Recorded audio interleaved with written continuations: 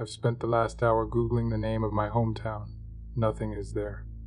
All of the local schools and all the local restaurants are gone. Even my social media is kind of messed up. I can't find any of my friends online. I can't find anybody. I'm actually kind of freaking out about it. Has anybody ever experienced anything like this before? Don't believe me? Try yourself. Fullerton City High, gone. Fullerton Middle, gone. Fullerton Elementary School, gone. Fullerton City College, gone. That prep school behind the tire place and next to that McDonald's which my mom took us to growing up. You get the idea. All gone. Thousands of people, dozens of places. I can't find information for anywhere. It's like we disappeared. I can't even reach the cops. I wish that were the only problem. My family and I woke up this morning to a total blackout. Every single house on the block lost power. That does tend to happen out here in the valley often enough that my older brother Marcus rigged his computer to get a connection via satellite. The two of us are currently crouched beside the generator, desperately trying to get a handle on the past few hours. My parents are panicking. They won't say anything. They won't say why, but we have our suspicions. I saw something in the woods last night, right before the power went out. When it was still dark outside, Marcus woke me up and pulled me over to his bedside window. He pointed frantically into the trees behind our house. It was raining. The mist made it difficult for my eyes to adjust, but after a moment, something big darted towards the neighbor's back porch. A thick branch fell in its wake. Then somebody screamed. My parents rushed into the room right at that moment. I guess they had heard the commotion and freaked. Mom beckoned for us to get away from the window. I gave in right away because my parents can be scary when we don't listen, but Marcus lingered there a little while longer. I didn't see what he saw. Marcus whispered that he saw somebody running. He said it looked like they were running away from something. My father turned off the lights. I found that odd and pushed my brother aside. He squinted out the window in silence. Finally, after what felt like an eternity, he concluded nothing was there, just the wind in the trees. Then the power went out. My parents have been acting weird ever since. During the day, my mom tried to keep us in the kitchen. She made breakfast, lunch, and dinner over the fireplace. She even broke out a board game in the afternoon, and we played for a couple hours. She kept asking about schoolwork or football or baseball or anything but the odd situation we were in. We tried to change the subject. We tried to ask her what was happening outside, but it was no use. She ignored our questions. My father had a wild look in his eyes. Marcus and I can't recall anything like it. He kept rushing to check the window every few minutes. Then he would sit down to check his cell phone, then back to the window, then back to his phone like clockwork. Each rotation left him more agitated than the last. The cable didn't work. The internet had been spotty. There was really nothing to do but read a book or play a game. Marcus asked to go for a walk before dinner. I thought Mom might pop the temple out of her forehead. Nobody goes outside, she snapped. There could be lead wires on the ground. Marcus snorted. Watch your attitude. Keep the windows closed, she added. I asked why, and she just stared at me with these deadly, fearful eyes that made me really uncomfortable. She looked like she wanted to tell me something, but my father answered instead. I didn't even realize he was listening. Nobody goes outside. I returned to my book without argument. I found one of my mom's old Stephen King collections and stumbled onto a story about rats in a basement, bigger than a man. Time moved a little faster while I read. The walls of my house started to evaporate. It didn't take long for my imagination to disappear down the stairwell in the story, plunging further into the darkness with each step, listening to the untold things move around me perilously through the blackness. Somebody knocked on the door around 10 p.m. After an entire day of endless boredom, I thought this might be salvation. Maybe a maintenance worker, maybe a neighbor, maybe my friend from down the block finally convinced his mother to traverse the minefield of imaginary lead wires. I got up from my chair to answer the door. My father sprinted across the room to block me. I don't think I'd ever seen him run before. He put his hand over my mouth. I tried to protest. He squeezed my arm. He didn't look angry. He looked scared. His eyes were on fire. It grew quiet outside, like somebody was listening. One finger over his lip told me to shut up. I looked over to my mom and saw her doing the same thing to my brother. He looked like he wanted to cry. The knocking resumed. The pace was pleasant at first, your typical formal but friendly. Then a pause. I was confused. Why were they scared? Why would a burglar knock? I thought that this could be somebody who could tell us what was going on, and it annoyed me that my parents were paranoid, so I got the idea to try saying something anyway. Not my best thought. Help. My father grabbed me by the throat and pushed me up against the wall. His sweaty palm slipped against my mouth. He raised one finger to his lips and held it there. My brother whimpered in the corner. The door hinges whined from the pressure of the knocks. My father reached into his pocket with the hand that was formerly placed around my neck. I knew he had a knife in there. And just as soon as it had started, the knocking stopped. The house got quiet again. My father let go of me. It's been hours since the knocker left. My parents still won't talk to us. My mom is sleeping on the couch. My dad is sitting in front of the door with a gun across his lap. Can someone or anyone please tell us what is happening in Fullerton City? I still can't find anything online. We are available through message and comments as long as our connection holds. I don't think I'll sleep much tonight. It's too quiet. Do you know what happens when you search online for Fullerton City now? This post comes up. I'm not quite sure how to describe that feeling. We are a community of hundreds, if not thousands of people, each with countless stories and worries of their own. You are only hearing one of them now. I cannot understand how our digital footprint could disappear overnight, but here we are. Day 2 in a missing city. I didn't get much sleep last night. Marcus spent most of it glued to our bedroom window. He woke me and called me over every now and again. Sometimes he saw flashes of light in the distance. Sometimes he saw movement in the trees. Mostly we saw fog. Thick blankets of it descended on our house like a comforter. It also never stopped raining. Big gusts of wind thumped the house hard enough to make us jump. But the most uncomfortable parts of the previous night were the periods of complete and total silence. Something about that quiet can really make you crazy. In any given suburb, there are a million background noises at once, even in a storm, even at night. Birds should be chirping. Insects should be buzzing. Car engines or motorcycles or air conditioners should all be gently humming in unison. But we didn't have any of that.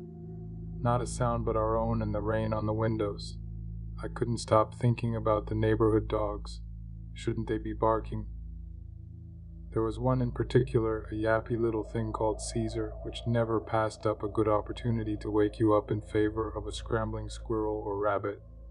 Did our neighbors have time to get them inside? Did something else happen to them? What had happened to Caesar? Marcus woke me up for the final time around 5. I tried and failed to shrug him off. I heard something in the street. He whispered, "Let's go." I asked him what he heard. Clicking. He got up and walked towards the living room without another word. I didn't want to go. I was freaked out enough. I didn't and still don't need to add another messed up layer to this situation. Blissful ignorance is sometimes the best approach, but I got a gut feeling that this wasn't something that should be missed, and I didn't want Marcus to be there alone for it, so I followed him. The hallway that leads to the living room passes by my parents' bedroom. We could hear my mother snoring softly on the other side. A baseball bat was propped up by her nightstand. Her cell phone was at the ready right beside it. We tiptoed past the creaking wood floor and arrived at the entrance to the kitchen. The clicking became clearer by that point. Marcus pointed over to the alcove by the couch.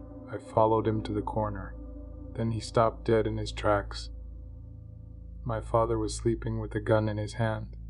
There was a window behind him that looked out into our entire living room.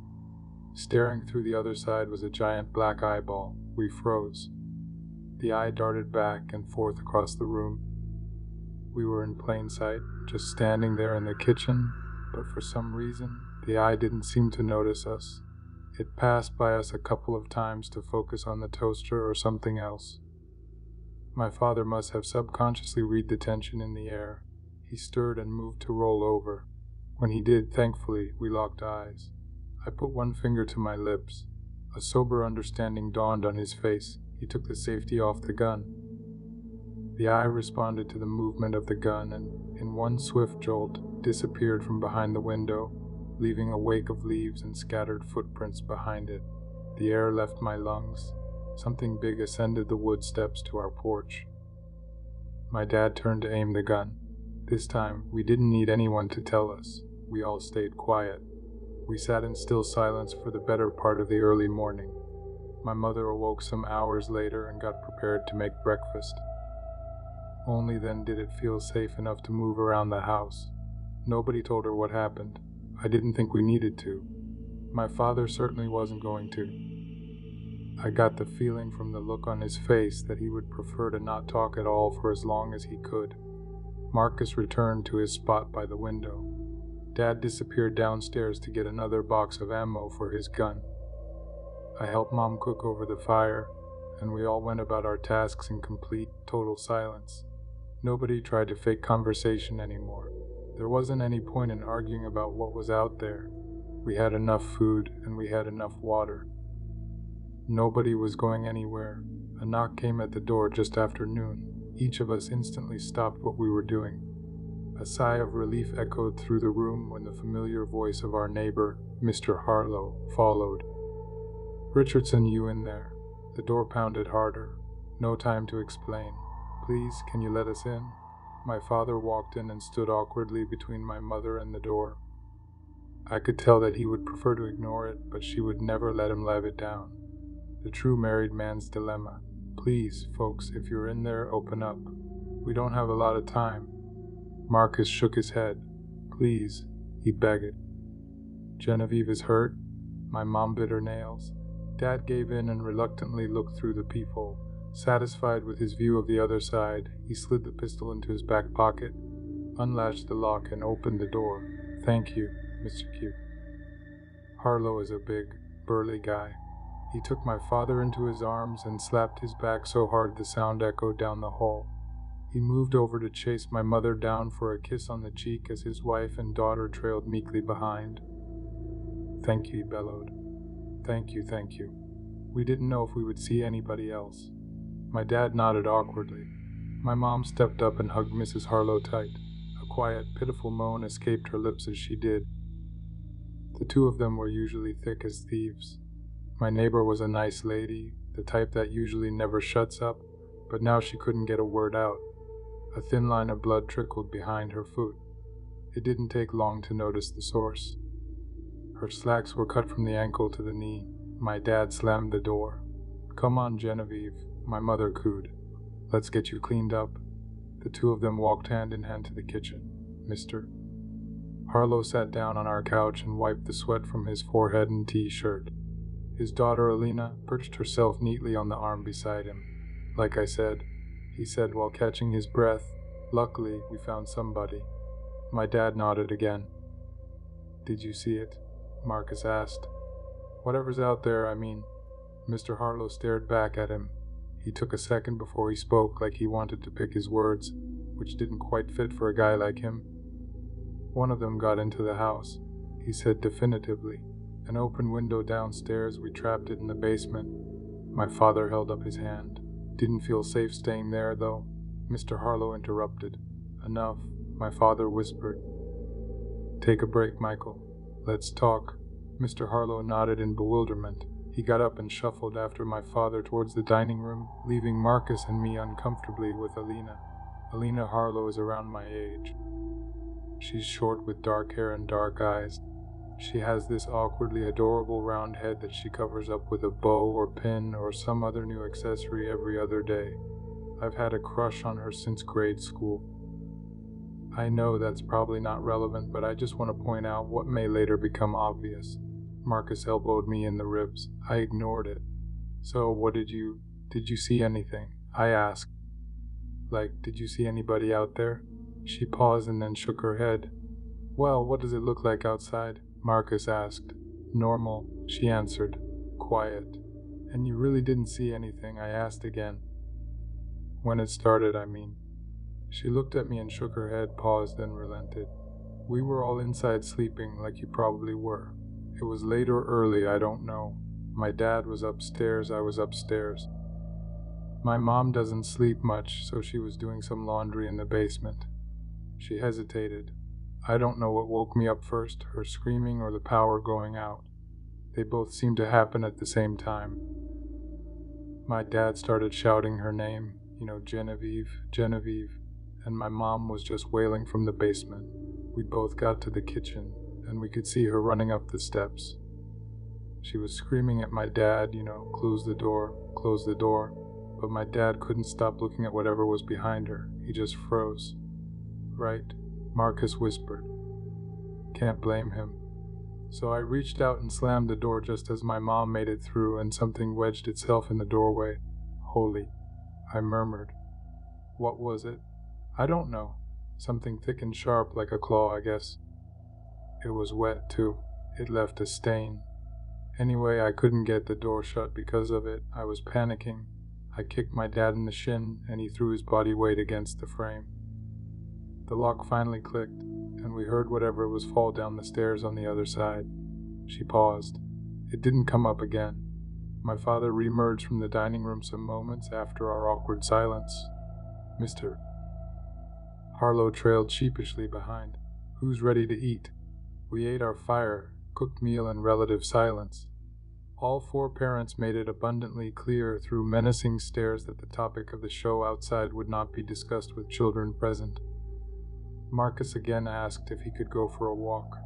Nobody dignified him with a response. After our dishes were done and disposed of, we retreated into various alcoves of our suddenly cramped 3-bedroom. Marcus and I went back to our room. Alina set up shop in the office with her mom. My mother retired to the bed early and both dads sat guard in the living room. The house grew quiet again. The wind and rain finally seemed to slow down. My Stephen King novella kept me company. I couldn't help but empathize with the main character, somewhere in between the tales of rats and albino rats who never saw the sun. Sleep came easily and comfortably under my familiar warm sheets. I woke up to a rude shaking. Alina was standing over me. She didn't say anything. I guess she didn't have to. Marcus and I rubbed the last remaining ounce of sleep out of our eyes and followed her wordlessly into the office. 2 cots were set up in the room. One looked disheveled, the other was still made. Alina pointed to the open window. Her mother was gone. My hometown is dying, and I don't want to die with it. I know it sounds ridiculous to be lamenting on the internet while the world is melting around me. At the moment, it definitely feels ridiculous, but you have to understand, if we don't survive, which we almost certainly won't, this story will be my town's last living record. That's important to me. That's important to them. I have to let someone know what happened here, even if it's only you. The truth is obvious now. We are being exterminated. This town and its people are being erased. Fullerton City is all but wiped from the collective subconscious already. All that's remaining are the survivors, the creatures, and this story. I'll keep it going as long as they let me. I don't know why this is happening. I don't particularly care, not anymore. I just want to get out of here. This will be my last message from inside my childhood home, the only thing I've ever known. My brother and I have decided that we won't die here. Marcus packed a couple of essentials in our school backpack. The only thing that's remaining is this laptop and a frank conversation with my parents. I know they're scared. We're all scared, but we have to do something. Mrs. Harlow didn't come back last night. Alina only stopped crying long enough to tell the adults what she knew, which wasn't much. She fell asleep sometime around midnight. Her mother was in the room at the time. She was acting strange though, She sobbed. She just kept repeating the same things over and over, and her face was white, like really, really white. I thought it was just shock over what happened, the scratch, the attack, I didn't know. Mr. Harlow was inconsolable. Well, we have to find her, Jack, he bellowed. Me, you, and the boys. Alina can come too if she's up to it. We've got weapons, don't we? We've got a small arsenal here, Richardson. My father just shook his head and pursed his lips.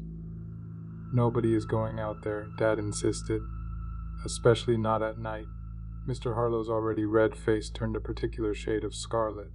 He looked like he might blow a gasket. Then he calmed himself and delivered the next bit like a sermon. Fine, he spit.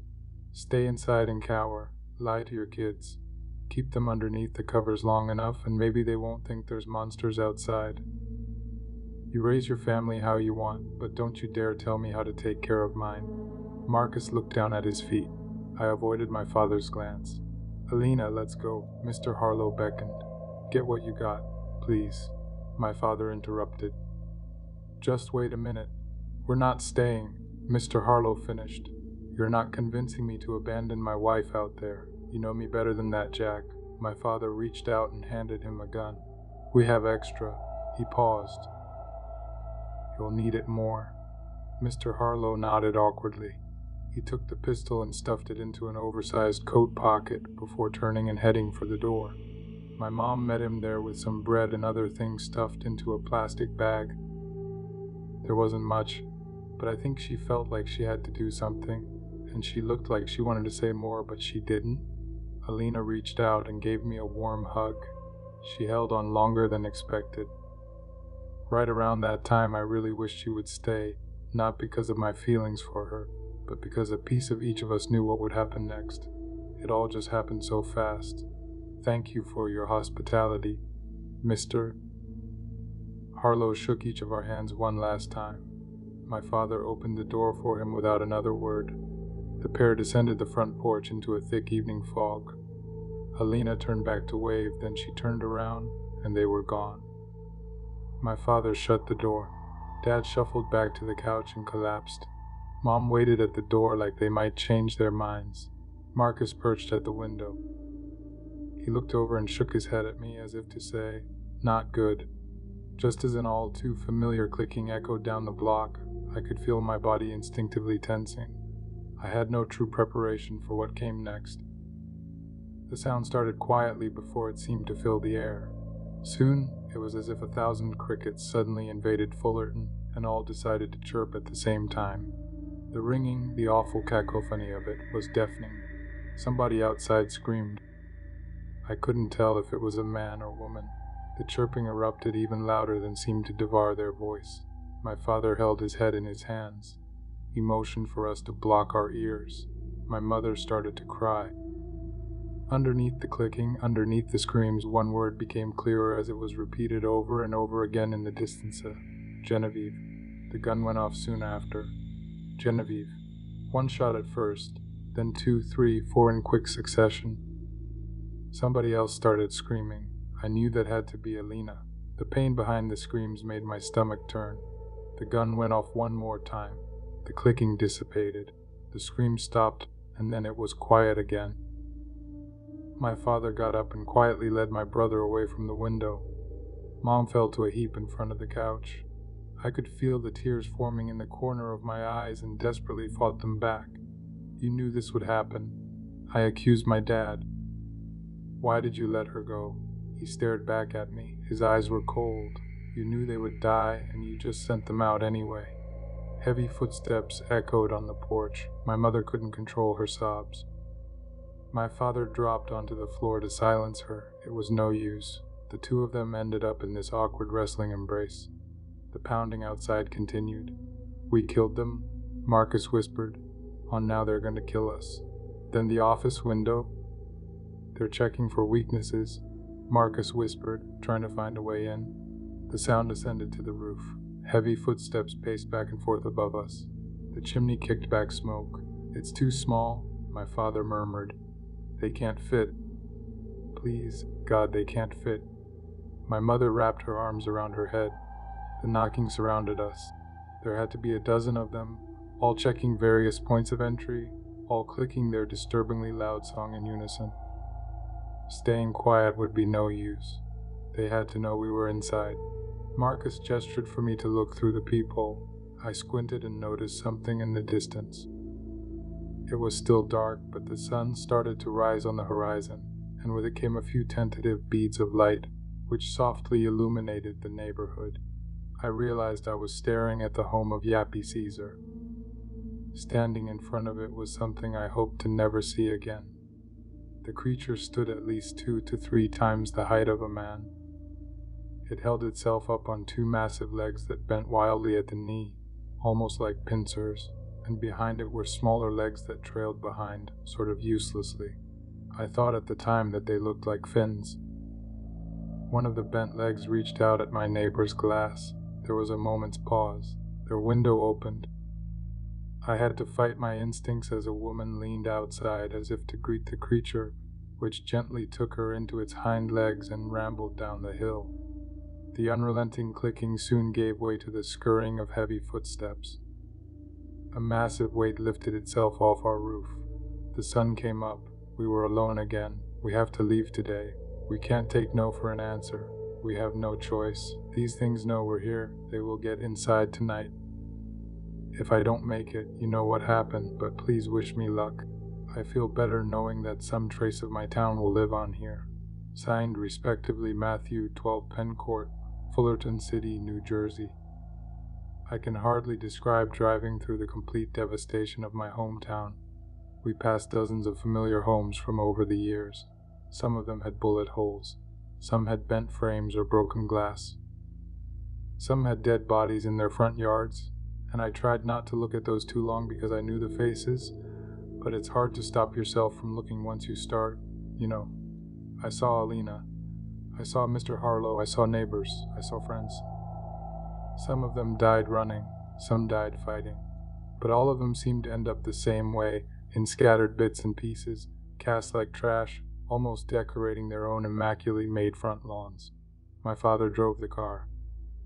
Only one road led us out of town, but it passed through a few hiccups along the way. The supermarket on Grand Street sat behind 2 apartment complexes that tended to be crowded. The gas station on Main would allow us to fill up, but they didn't call it Main for nothing, and more people would almost certainly lead to more problems. All of these issues swirled around my head in unison with the backdrop of my entire town carved up like origami right in front of my face, and my dad didn't even seem fazed by it. He actually hummed for the first 10 minutes of the drive. My dad is not the type to hum. At first I thought it might be a nervous thing, but then my mother started to join him. Guys, Marcus glued himself to the car window. He wouldn't look at me, not even a shared glance of misery. I knew from his reaction that something bad was about to happen.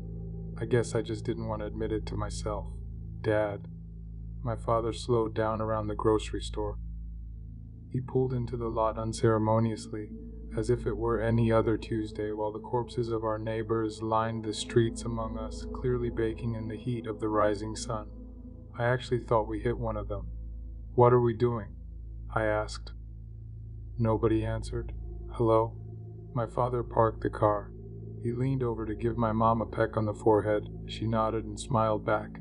After a moment of silence, he gingerly unclipped the seatbelt and moved to get out. Nobody bothered to stop him. "Dad," I shouted. "Wait, are you serious? You can't go out there." He smiled at me one last time. Looking back, I like to think that there was still some small part of my dad in that smile. He looked like a weight had just been lifted from his shoulders, like he got us this far, like his job was done. I didn't understand it then. I do now. I only saw the scratch when he got up, right above the belt, hip to hip. His shirt had always been tucked. My mother took a deep breath. "Mom," I whimpered. "Mom, no, please." She looked back at me and grasped my hand. She was cold to the touch. Marcus whimpered something small. I knew then that he knew all along. "It happened the first night," he whispered. "They can't fight it anymore. It won't let them." The car door opened. "Mom, you can't go out there." She pulled her hand away. "Mom, please. It's okay, honey." "Okay, honey." She got out of the car and sprinted after my father. I never saw my mom sprint before. She looked so strange doing it. I watched the 2 of them go towards the store, hand in hand. In a moment they were there, and the next they were gone. "We have to follow them," I begged. "Please. A soft boom sounded from somewhere inside. "Okay," he whispered hesitantly, "but be ready to run when I say run." "Deal." A second boom followed. "Deal," I muttered. "I'm the oldest," he insisted. "We don't know what we're going to see inside there. You have to listen to me." "Shut up and let's go." We hopped out of the car and ran across the empty lot. Rain and heavy wind swooped in with our arrival. Marcus slipped and fell into a particularly nasty pool of blood. I raced back to help him. By the time we both made it inside, our parents were gone. We looked around for a minute. This store seemed to be shelled. Overturned shelves made it difficult to get around. Smeared floors made the entire place stink worse than a slaughterhouse. At the center of the store was a staircase that led to the basement level. Normally, larger items like water jugs are stored down there. We got the distinct feeling that we weren't totally alone because we could hear some kind of movement in that area, so we moved towards it. Marcus found some cover behind a blown-out register. We used it to peek downstairs. An enormous pit sat below us. We couldn't actually see where it ended. Marcus picked up a can and dropped it. 10 to 15 seconds later, it made contact with the bottom.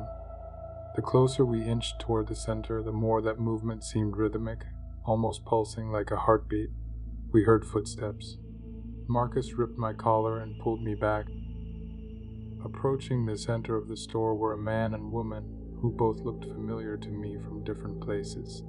That was my first thought, that they must be together without me realizing, and that it really is a small city after all. The couple walked up casually to the edge of the pit. They looked at each other and smiled. Then they jumped hand in hand, as if expecting to land in a ball pit. The splat came after the boom. The store grew quiet. Something seemed to be slurping down below. "What?" Marcus whispered. "You don't think it drinks the blood?" Suddenly, the pulsing grew louder. Horrible scraping ripped somewhere below it. I can't adequately describe the sound, almost like a giant moth breaking its way out of a cocoon. A familiar rhythm to the din took over. Checking for weaknesses, Marcus muttered, "Even at birth." "Time to go," Marcus shouted. "Definitely," I answered. Each of us put in our best track performances to date. The building gave way as if an earthquake was underneath it. We skidded out of the entrance just as the overhang dipped down to smash the carousel door. My brother got to the car before me. He jumped into the driver's seat, and thank God the keys were still in the ignition. He smashed the gas and all, but left me with the passenger door popped open. I hopped in at the last possible moment. The store collapsed behind me. Marcus doesn't know about driving, and neither do I, but any idiot can hit the gas and steer away from an explosion. We picked up speed while debris rocked the car. Just as we got back on the road, Marcus pointed into the rearview, and I wish he didn't. Standing in the wake of the grocery store was a creature 3 times its size. I didn't look at it twice. We managed to drive to the gas station before nightfall. We found it pretty much untouched. I don't think anybody else made it that far. We took the mountain road into the next town and drove past sundown. We are safe and sound now in a place called White Valley. The people here are friendly, but none of them, including the sheriff, can tell me a damn thing about Fullerton or what happened to it these past few days. Go figure. I hope more than anything that this story can help drive more survivors out of the woodwork. Please message me if you or someone you know lived through the attack on Fullerton City. I can't overstress the importance of that plea. We cannot let our town be forgotten. One day we will go back. I don't care if it's just Marcus and me. I know we can find the entrance the same way we found the exit. We don't expect to find anybody alive. That's just hope that's not worth having. But we all have a right to know what is living there instead. Signing off for now, Matthew.